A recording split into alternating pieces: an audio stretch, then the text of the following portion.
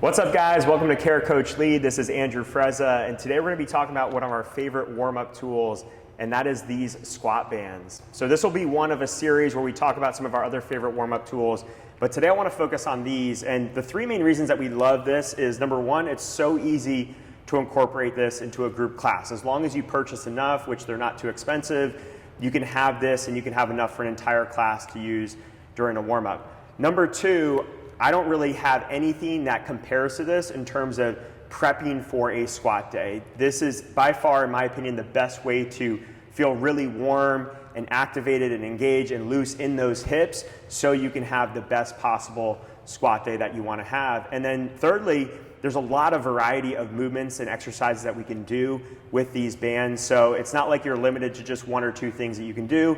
You can put them on and pretty much have them for an entire warm-up, and then you can do them later on that week and have some movements the same, but have some different movements to change it up. So in today's video, we're gonna go over our top 6 movements that we love for the lower body with the band, 3 while standing and 3 while on the ground.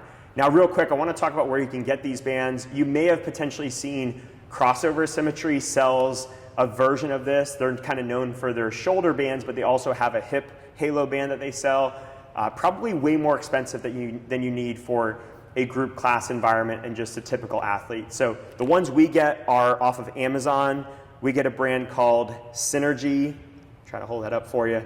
Synergy, and we get the black color and the blue color, which is 2 different tensions. So the black is a little bit stronger. Most of our guys usually grab that. The blue's a little less tension, and most of our women usually grab that. So we have 20 of each color in each of our 2 buildings, to each of our programs.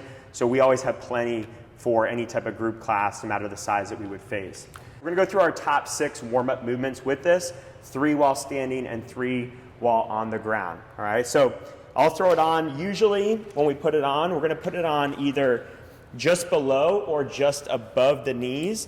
And you always want to advise your athletes to get the band to sit flat, because if it's bunched up in any way, especially if you have leg hair, not a good combination. So just make sure it's sitting flat there, okay? And then the favorite one, usually the one that we always lead off with, is going to be some type of lateral step, right? On this, even though it's squat prep, we want to make sure that our toes are 100% forward. We don't want to have any flare out of the toes on this, because we want to be able to use the outer part of the hips and the glutes on this. Use that posterior chain. So we're going to be staying in that full foot, walking side to side. If you have a big class or limited space, people can just do this in place, one step at a time, okay? And typically when you coach this, you want to have your athletes start shoulder width, and that's the narrowest that they're ever going to go. So they're going to step wider than shoulder width, but they'll return to shoulder width, keeping tension on the band the entire time, and you'll notice that the entire leg is moving together. Then that same position is going to translate well into our next exercise, which is what we call the monster walk. So with this, it's a forward and back step, and it's a slight into out motion, but you're still hitting that toes forward position. And then you can work it in reverse, where you're reaching back with that heel, and you'll feel it in the butt on those monster walks. And then the last movement you can do standing. Usually I'll say this for the end of a warm-up, because it's kind of the most similar to what we're doing that day, which is a squat, and that would just be a banded air squat where you're driving against that band for tension, okay? So if you have athletes that cave their knees in when they squat, or just don't know what it feels like to create that external rotation, then this is a great way for them to have some feedback and to feel what it's like to push against something, okay? So that's our top 3 standing ones. Let's move to the ground. All right, so on the floor here, we have another 3 movements that we love. The first one, we call this the calendar pose, is gonna be a banded clamshell. So you're just gonna have this elbow here for support. You could go really in that calendar position if you want, okay? Mr. October here.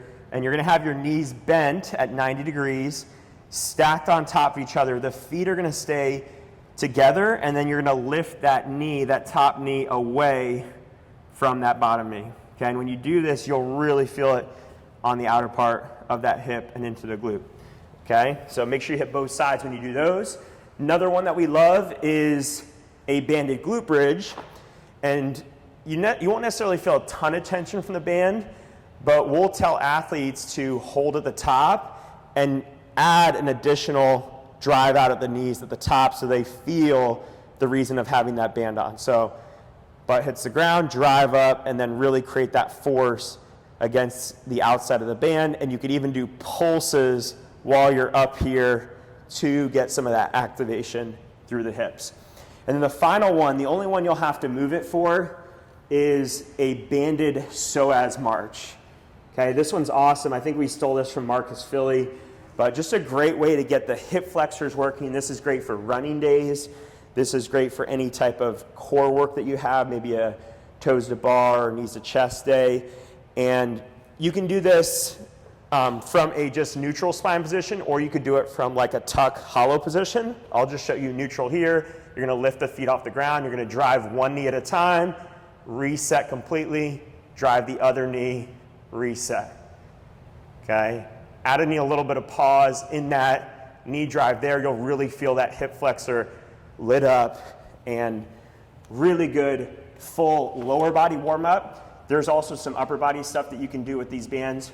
We'll talk about that in another video, but real simply, if you use this on any type of squat day, your athletes are gonna feel amazing, ready to lift heavy, and feeling really good. So this is a great tool. Again, the link's below if you guys wanna grab some for yourself, but super cheap tool that you guys can have and use to mix up your warm-ups once or twice a week in a really effective manner. All right, if you guys have any questions or comments, please leave them below, and we'll see you in the next video.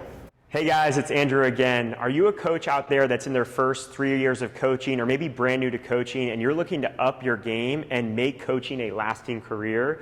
Or are you a gym owner that has these coaches on your staff, or you're looking for a process and a system to develop and onboard a member that you want to bring on as a coach, or someone that you want to hire from out of state? Then we have the perfect system for you.